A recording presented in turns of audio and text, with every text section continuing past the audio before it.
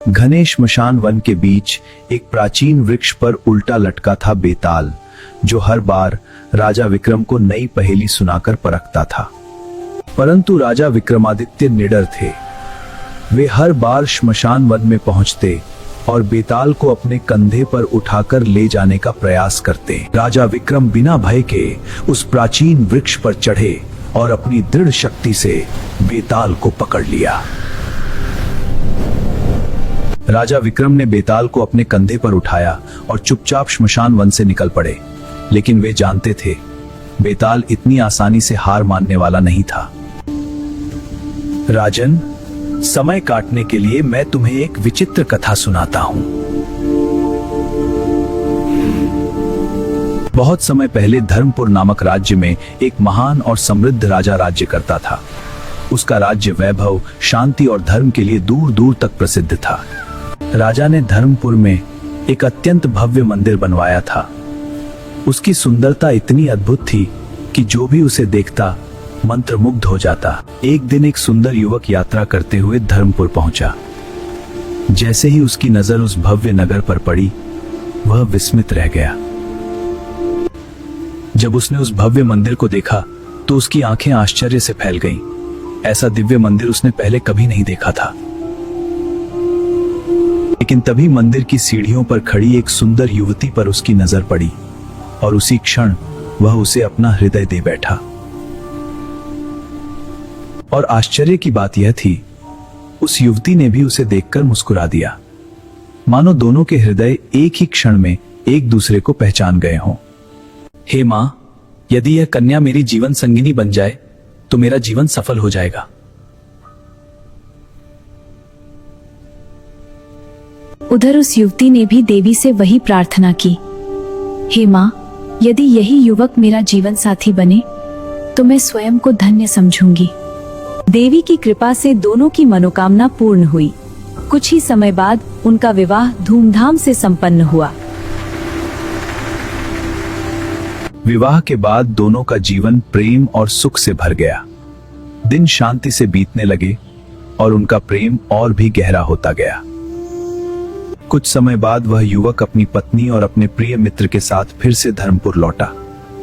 उसे क्या पता था कि यह यात्रा उसके जीवन की अंतिम यात्रा होगी। मंदिर पहुंचकर युवक ने कहा, मैं दर्शन करके अभी लौटता हूं, और अपनी पत्नी व मित्र को वृक्ष के नीचे छोड़कर वह सीढ़ियां चढ़ गया। श्रद्धा से भरा युवक मंदिर की सीढ़ियां चढ़ता गया। उसे क्या पता था कि यह कदम उसे मृत्यु की ओर ले जा रहे हैं। लेकिन तभी अचानक उसका पैर फिसल गया।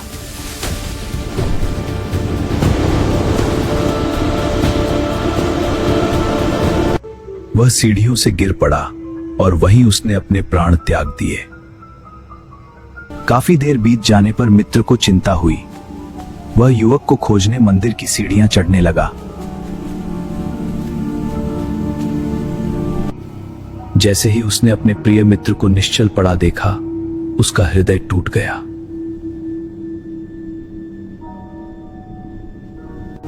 अपने प्रिय मित्र का वियोग वह सह न सका। गहरे शोक में उसने भी वहीं प्राण त्याग दिए। जब पत्नी वहां पहुंची तो उसने देखा, उसका पति और उसका मित्र दोनों निश्चल पड़े थे। उसका दुख सीमा से परे था।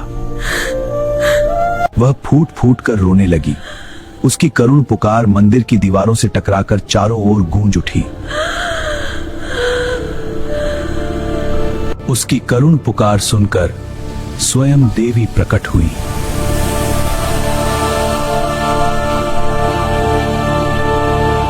पुत्री, यह पवित्र मंत्र लो। यदि इसे सही उच्चारण से बोलोगी तो दोनों पुनः जीवित हो उठेंगे।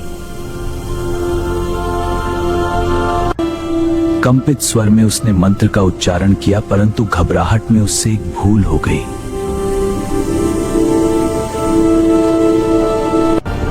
मंत्र का एक अक्षर गलत उच्चारित होते ही दिव्य शक्ति उलझ गई। दोनों जीवित तो हो उठे, परंतु कुछ भयानक हो चुका था। उनके मन एक दूसरे के शरीर में प्रवेश कर चुके थे। युवती स्तब्ध रह गई। उसके सामने दोनों जीवित थे, पर अब प्रश्न यह था, उसका वास्तविक पति कौन था? हे राजन विक्रम, बताओ, उस युवती का वास्तविक पति किसे माना जाए?